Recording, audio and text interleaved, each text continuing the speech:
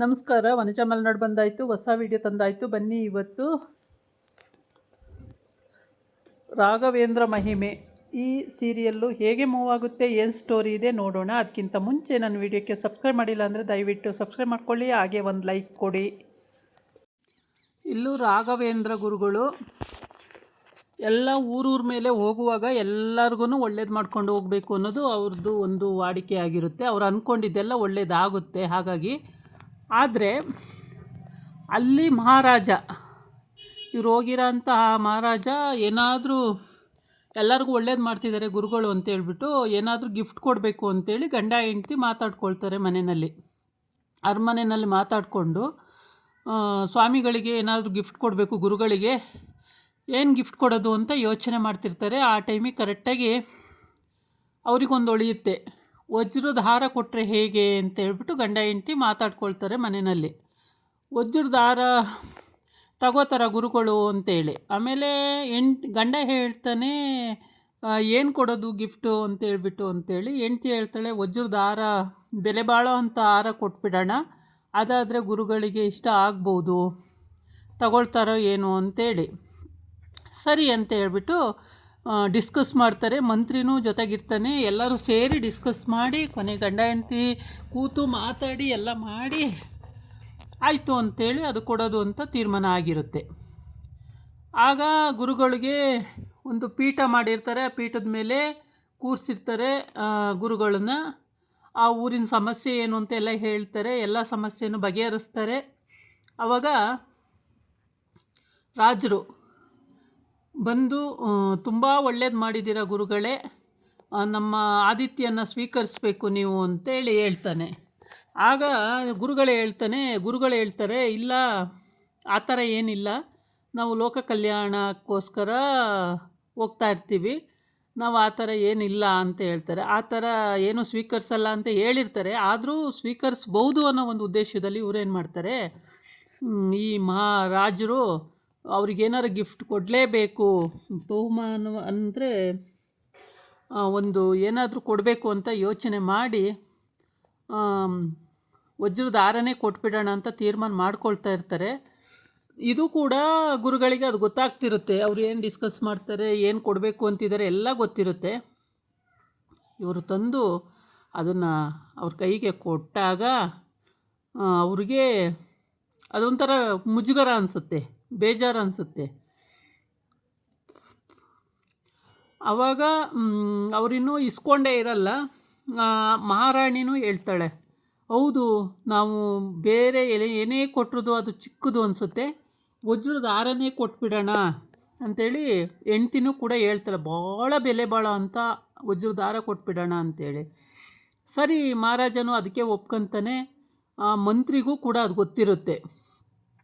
ಇಲ್ಲಿ ಗಂಡ ಹೆಂಡ್ತಿ ತುಂಬ ಹೊತ್ತು ಡಿಸ್ಕಸ್ ಮಾಡ್ತಾರೆ ಆ ವಿಷಯವಾಗಿ. ತೊಗೋಬಹುದಾ ಗುರುಗಳು, ತಗೊಳ್ತಾರಾ ಅಂತ. ತಗೋಬಹುದು ಸ್ವಾಮಿ, ತಗೊಳ್ದಲ್ಲೇ ಏನು ಮಾಡ್ತಾರೆ, ತಗೋಬೋದು ಅನಿಸುತ್ತೆ, ಕೇಳೋಣ ನೋಡೋಣ ಅಂತ ಹೆಂಡ್ತಿ ಹೇಳ್ತಾಳೆ. ಅಕಸ್ಮಾತು ತಗೊಳ್ದೇ ಇದ್ದರೆ ಅಂತ ಆಮೇಲೆ ಮಹಾರಾಜ ಒಂದ್ಸಲಿ ತಗೋಬಹುದು, ಗುರುಗಳು ತಗೊಳ್ದಲ್ಲೇ ಏನು ಮಾಡ್ತಾರೆ, ತಗೋಬಹುದು ಅಂತೇಳಿ ಒಂದು ತೀರ್ಮಾನ ಮಾಡ್ಕೊಳ್ತಾರೆ. ತೀರ್ಮಾನ ಮಾಡಿಕೊಂಡು ಇಲ್ಲಿ ಬರ್ತಾರೆ. ತಗೊಂಡು ಅವ್ರದ್ದು ಅನುನಾಯಿಗಳಿರ್ತಾರಲ್ಲ, ಅವ್ರ ಹತ್ರ ವಜ್ರದ ಹಾರ ಕೊಟ್ಟಿದ್ದಾರೆ ಮಹಾರಾಜರು, ಸ್ವೀಕರಿಸಬೇಕು ಅಂತ ಕೊಡ್ತಾರೆ ಗುರುಗಳಿಗೆ ಅದನ್ನು ನೋಡಿದ ತಕ್ಷಣ ಮುಖ ಒಂಥರ ಆಗಿಬಿಡುತ್ತೆ. ಈ ಹಾರನ ನಿಮಗೆ ಬಹುಮಾನವಾಗಿ ಕೊಟ್ಟಿದ್ದಾರೆ ಸ್ವಾಮಿ, ನೀವು ತಗೋಬೇಕಂತೆ ಗುರುಗಳೇ ಅಂತ ಹೇಳಿಕೊಟ್ಟಾಗ ಅದನ್ನು ನೋಡಿ ಅವ್ರಿಗೊಂಥರ ಅನಿಸುತ್ತೆ. ಅವರು ಏನು ಮಾಡ್ತಾರೆ ಅಂದರೆ, ಅಲ್ಲಿ ಯಜ್ಞ ಉರಿತಾ ಇರುತ್ತೆ, ಅಲ್ಲಿ ಬಂದು ಅದರೊಳಗಡೆ ಹಾರನ್ನು ಹಾಕಿಬಿಡ್ತಾರೆ. ಇದು ಕೈಯಲ್ಲಿ ಇಟ್ಕೊಂಡು ಬಂದು ಹಾಕಿದ ತಕ್ಷಣವೇ ಎಲ್ಲರೂ ಮುಖ ನೋಡ್ಕೊಳ್ತಾರೆ. ಮತ್ತು ಏನೋ ಒಂಥರ, ಅಯ್ಯೋ ದೇವರೇ, ಬೆಲೆ ಬಾಳ ಅಂತ ವಜ್ರದ ಹಾರನ ಬೆಂಕಿಗೆ ಹಾಕ್ಬಿಟ್ರಲ್ಲ, ಗುರುಗಳು ಬೆಂಕಿಗೆ ಹಾಕ್ಬಿಟ್ರಲ್ಲ ಅಂತ ನೋಡ್ತಾ ಇರ್ತಾರೆ. ಮಂತ್ರಿಗಳು ಸಹಿತವಾಗಿಯೂ ಎಲ್ಲರೂ ನೋಡ್ತಿರ್ತಾರೆ. ಎಲ್ಲರೂ ಗಾಬರಿ, ಏನೋ ಒಂಥರ, ಅಯ್ಯೋ ದೇವರೇ, ಅಷ್ಟು ಬೆಲೆ ಬಾಳ ಅಂತ ವಜ್ರದ ಹಾರನ ಹಾಕ್ಬಿಟ್ರಲ್ಲ ಬೆಂಕಿಗೆ ಗುರುಗಳು ಅಯ್ಯೋ ಗುರುಗಳೇ ಯಾಕೆ ಹಿಂಗೆ ಮಾಡಿದ್ರು, ಗುರುಗಳು ಯಾಕೆ ಹಿಂಗೆ ಮಾಡಿದ್ರು ಅಂತ ಎಲ್ಲ ಮಾತಾಡ್ಕೊಳ್ತಾರೆ. ಅಲ್ಲಲ್ಲೇ ಪಿಸಿ ಪಿಸಿ ಅಂದ್ಕೊಂಡು ಧೈರ್ಯವಾಗಿ ಯಾರು ಕೇಳೋಕ್ಕಾಗಲ್ಲ. ಮಹಾರಾಜ ಮಹಾರಾಣಿ ಅವರು ಕೂಡ ಅಲ್ಲೇ ನಿಂತಿರ್ತಾರೆ. ಅವ್ರಿಗೆ ಗಾಬರಿ ಆಗಿಬಿಡ್ತಾರೆ. ಅಷ್ಟು ಬೆಲೆ ಬಾಳೋ ಅಂಥದ್ದನ್ನು ತಂದು ಗುರುಗಳು ಬೆಂಕಿಗೆ ಹಾಕ್ಬಿಟ್ರಲ್ಲ ಅಂತೇಳ್ಬಿಟ್ಟು ಬೆಂಕಿಗೆ ಹಾಕಿ ಅವ್ರ ಕೈ ಕಟ್ಕೊಂಡು ಬೆಂಕಿಗೆ ವಂದನೆ ಮಾಡಿ ಅಲ್ಲಿಂದ ಹೋಗಿ ಅವ್ರ ಪೀಠದಲ್ಲಿ ಕೂತ್ಕೊಳ್ತಾರೆ. ಆವಾಗ ಮಹಾರಾಜ ಕೇಳ್ತಾನೆ, ಗುರುಗಳೇ ವಜ್ರದಾರನ ಬೆಂಕಿಗೆ ಹಾಕ್ಬಿಟ್ರಲ್ಲ ಅಂತೇಳಿ. ಹೌದು, ನನಗೆ ಇವೆಲ್ಲ ಇಷ್ಟ ಆಗಲ್ಲ ಅಂತ ನಿಮಗೆ ಗೊತ್ತಿರಬೇಕಿತ್ತು. ಆದರೂ ನೀವು ಫೋರ್ಸ್ ಮಾಡಿ ನನಗೆ ಕೊಡೋ ಅಂಥ ಅಗತ್ಯ ಇರಲ್ಲ. ನಾನು ಅವೆಲ್ಲ ಸ್ವೀಕರಿಸಲ್ಲ. ನಮಗೆ ಅವೆಲ್ಲ ಅಗತ್ಯನೂ ಇಲ್ಲ. ನಾವು ಅಲ್ಲಲ್ಲೇ ಸಂಚಾರ ಮಾಡ್ಕೊಂಡು ಹೋಗ್ತೀವಿ. ನಾವು ಆ ಥರ ಬಹುಮಾನ ಇದನ್ನೆಲ್ಲ ಸ್ವೀಕರಿಸಲ್ಲ. ನಿಮಗೆ ಗೊತ್ತಿರಬೇಕು ಅವೆಲ್ಲ ಅಂತ ಹೇಳ್ತಾರೆ. ಗೊತ್ತಿತ್ತು ಮಹಾಸ್ವಾಮಿ, ಆದರೆ ತೊಗೊಳ್ತೀರಾ ಅಂತ ನಮಗೇನೋ ನಮ್ಮ ತೃಪ್ತಿ ಕೊಡಬೇಕು ಅನ್ನಿಸ್ತು, ಅದಕ್ಕೆ ಕೊಡೋಕ್ಕೆ ಅಂತೇಳಿ ಮಾತಾಡ್ಕೊಂಡು ತೊಗೊಂಡು ಬಂದ್ವಿ ಅಂತ. ಕೊಡೋ ಮುಂಚೆ ನೀವು ಯೋಚನೆ ಮಾಡಬೇಕು. ಅಂಥದ್ದೆಲ್ಲ ನಮಗೇನಕ್ಕೂ ಉಪಯೋಗಕ್ಕೆ ಬರೋದಿಲ್ಲ. ನಮಗೇನಿದ್ರು ದವಸ ಧಾನ್ಯ, ಜನಗಳಿಗೆ ಊಟ ಉಪಹಾರ ಈ ಥರದ್ದು ಮಾತ್ರ ನಮಗೆ ಬೇಕಾಗಿರೋ ಅಂಥದ್ದೇ ಹೊರತು ಆ ಥರದ್ದೆಲ್ಲ ನಮಗೆ ಬೇಕಾಗಿಲ್ಲ ಅಂತ ಹೇಳ್ತಾರೆ. ಆವಾಗ ಇಲ್ಲಿ ಇನ್ನೊಂದು ಮನೆಯಲ್ಲಿ ಬಡವ್ರು ಇರ್ತಾರೆ. ಅವ್ರ ಮನೆಯಲ್ಲಿ ಆ ಹುಡುಗಿಗೆ ಪಾಪ ಏನೋ ಒಂದು ಕಾಯಿಲೆ ಬಂದಿದೆ. ಅಪ್ಪ ಅಮ್ಮ ಎಷ್ಟು ಕಷ್ಟಪಡ್ತಿದ್ದಾರೆ ಅಂದರೆ ಆ ಹುಡುಗಿನ ವಾಸಿ ಮಾಡೋಕ್ಕೆ ಪಾಪ ಅವ್ರ ಕೈಲಾಗ್ತಾ ಇಲ್ಲ. ಮಹಾರಾಜರ ಹತ್ರ ಹೋಗಿ ಬರ್ತೀನಿ, ಸ್ವಾಮಿಗಳ ಹತ್ರ ಹೋಗಿ ಬರ್ತೀನಿ, ಗುರುಗಳ ಹತ್ರ ಹೋಗಿ ಬರ್ತೀನಿ, ಏನೇನು ತಲೆಗೆ ಓಡಲ್ಲ ಪಾಪ. ಎಲ್ಲ ಗಾಬರಿ ಆಗಿಬಿಟ್ಟಿರ್ತಾರೆ ಗಂಡ ಹೆಂಡತಿ ಎಲ್ಲ. ಮಗು ನೋಡಿದ್ರೆ ಹಿಂಗೆ ಮಿಡ್ಕಿ ಬೀಳ್ತಾ ಇದೆ, ಪಿಟ್ಸ್ ಬಂದ ಥರ, ಏನಾಗಿದೆ ಅಂತ ಗೊತ್ತಾಗ್ತಿಲ್ಲ. ಆಯಿತು ಇವತ್ತು ಹೋಗಿ ಬರ್ತೀನಿ ಅಂತ ಹೊರಡ್ತಾನೆ. ಮುಂದೆ ಹೋಗ್ತಾನೆ, ಮತ್ತು ಹಿಂದೆ ಬರ್ತಾನೆ, ಮುಂದೆ ಹೋಗ್ತಾನೆ, ಹಿಂದೆ ಬರ್ತಾನೆ. ಅಯ್ಯೋ ರಾಮ, ಏನಾಗಿದೆ ಅಂತ ಗೊತ್ತಾಗ್ತಿಲ್ವಲ್ಲ ಅಂಥೇಳಿ ಅದನ್ನು ಕೂಡ ಗುರುಗಳಿಗೆ ಅದು ಗೊತ್ತಾಗ್ತಿರುತ್ತೆ. ಏನೋ ಮಗುಗೆ ಸೌಖ್ಯ ಇಲ್ಲ ಅನ್ನೋದು ಗೊತ್ತಾಗ್ತಿರುತ್ತೆ. ಆದರೂ ಗುರುಗಳು ಅಲ್ಲಿಗೆ ಬರ್ತಾನೆ ಆ ಮಗು ತಂದೆ.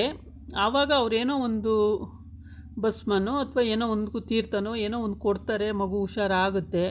ಇದು ಮಾತ್ರ ಅವ್ರಿಗೆ ಬೇಕಾಗಿರೋದೇ ಹೊರತು ವಜ್ರ ವೈರೋಡ್ಯ ಹಾರ ಬಾಳೆ ಸರ ಅಲ್ಲ. ಇದು ನಮಗೆ ಬೇಕಾಗಿಲ್ಲ. ನಮಗೆ ಆ ಥರದ್ದೆಲ್ಲ ಕೊಡೋಕ್ಕೆ ಬರಬೇಡಿ, ಅವೆಲ್ಲ ನಮಗೇನಕ್ಕೂ ಉಪಯೋಗಕ್ಕೆ ಬರಲ್ಲ ಅಂತ ಗುರುಗಳು ಖಡಾಖಂಡಿತವಾಗಿ ಹೇಳಿಬಿಡ್ತಾರೆ. ಆವಾಗ ಮಹಾರಾಜನ ಹೆಂಡತಿಗೆ ಅರ್ಥ ಆಗುತ್ತೆ, ನಮ್ಮ ಹತ್ರ ಇರೋಂಥ ಒಡವೆ ದುಡ್ಡು ಕಾಸು ಒಡವೆ ವೈರೋಡ್ಯ ಯಾವುದೂ ಬೇಕಾಗಿಲ್ಲ. ಅವ್ರಿಗೆ ಬೇಕಾಗಿರೋ ಅಂಥದ್ದನ್ನು ನಾವು ಅರ್ಥ ಮಾಡ್ಕೋಬೇಕಾಗಿತ್ತು. ನಾವು ಮಾಡಿದ್ದು ತಪ್ಪು ಅಂತ ಅಲ್ಲಿ ಅವ್ರಿಗೆ ಗೊತ್ತಾಯಿತು. ಇದನ್ನು ಹಿಂದಿನ ದಿನಗಳಲ್ಲೇ ಅವ್ರಿಗೆ ಬಂಟ ಆಗಿರೋಂಥ ಅವನು ಒಂದೊಂದು ಅದು ಇದು ಅಂತ ಏನೋ ಮಾಡೋಕ್ಕೆ ಹೋದಾಗ ಸಿಗಾಕ್ಕೊಂಡು ಅವ್ರ ಹತ್ರ ಬೈಸ್ಕೊಂಡಿದ್ದು ಉಂಟು ಗುರುಗಳ ಹತ್ರ. ರಾಘವೇಂದ್ರ ಗುರುಗಳು ಆ ಟೈಮಲ್ಲಿ ಅವನಿಗೂ ಬೈದಿರ್ತಾರೆ. ಅವ್ರಿಗೆಲ್ಲ ಅರ್ಥ ಆಗಿಬಿಟ್ಟಿದೆ. ಅವ್ರ ಸಿಬ್ಬಂದಿ ಏನಿದಾರೋ ಅವ್ರಿಗೆಲ್ಲ ಅರ್ಥ ಆಗಿರುತ್ತೆ. ಆದರೆ ಏನಪ್ಪ ಅಂತಂದರೆ ಈ ಮಹಾರಾಜರ ಹೆಂಡತಿಗೆ ಅದು ಗೊತ್ತಿರಲ್ಲ. ಇದಾಗಿತ್ತು ಇವತ್ತಿನ ವಿಡಿಯೋ. ನಾಳೆ ಇನ್ನೊಂದು ವಿಡಿಯೋ ಜೊತೆ ಬರ್ತೀನಿ. ನಮಸ್ಕಾರ.